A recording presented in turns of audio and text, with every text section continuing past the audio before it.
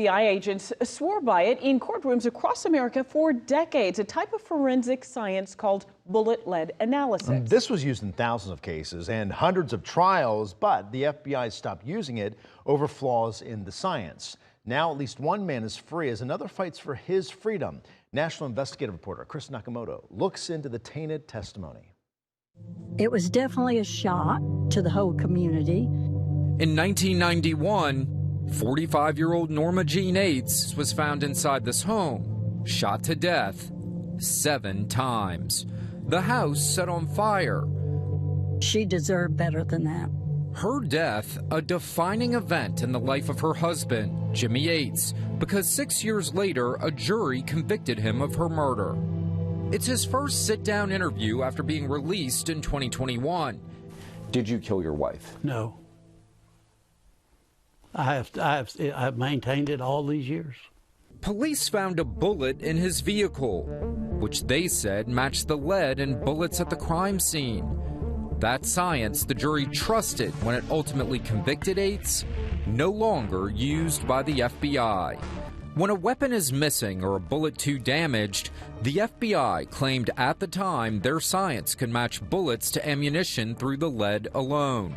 Our national investigative team found the FBI admitted to using this science in 2,500 cases, and it was introduced in hundreds of trials across America. But in 2005, the FBI pulled the plug on this practice.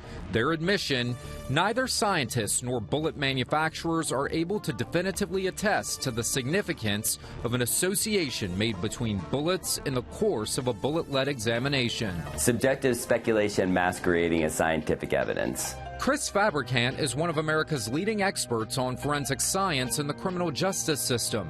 He calls comparative bullet-lead analysis junk science. When you think about it, it's kind of like associating a fried egg to the carton of eggs that the egg came from. Our national investigative team found following the FBI's own admission that it was abandoning the use of bullet-lead analysis, it began notifying at least 300 agencies across America that had received lab reports since 1996. Our team uncovered gaps in notifying the convicts. One of those cases is Kermit Parker, a Louisiana man convicted nearly 4 decades ago for the murder of a police officer. In 2008, the FBI sent this letter to the district attorney in Parker's case, saying the testimony exceeds the limits of science and cannot be supported by the FBI.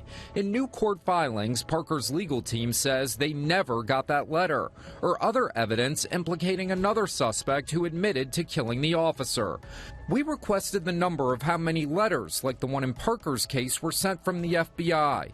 We asked for expedited processing. It's a request the FBI denied. Those notices didn't go to the individuals whose cases were affected. Parker's wife, Marcia, spoke to us outside the gates of Louisiana State Penitentiary, where her husband is incarcerated. They want the state's highest court to intervene. He did not do that. So it puts a fire under him to fight even harder. When Parker was accused of killing Sergeant Warren Broussard back in 1988, I heard a shot, and I turned around. The cop had fallen in the street. No murder weapon was ever found. Bullet-lead analysis was also brought up at Parker's trial. With new information coming to light, state justices will decide if Parker gets a new hearing. That way we can be before a judge and we can show them what has been discovered in those hidden DA files. Due process requires we go back, we look at these convictions, and we make sure that miscarriages of justice have not occurred. Forensic science, now considered questionable, has been used in Georgia courtrooms for decades. Atlanta News First investigator Andy Parati has covered many of those cases, including some defendants still waiting for their day in court. There are 2 cases in Georgia that illustrate examples of alleged junk science. One involves shaken baby diagnoses, the other bite mark evidence. James Rogers is sitting on death row for the murder of Grace Perry more than 40 years ago in Floyd County. The key piece of evidence, a bite mark on Rogers' arms that a forensic dentist said matched the victim's teeth. But decades later, that same expert recanted, writing in 2020 that he no longer believed the victim inflicted the injury.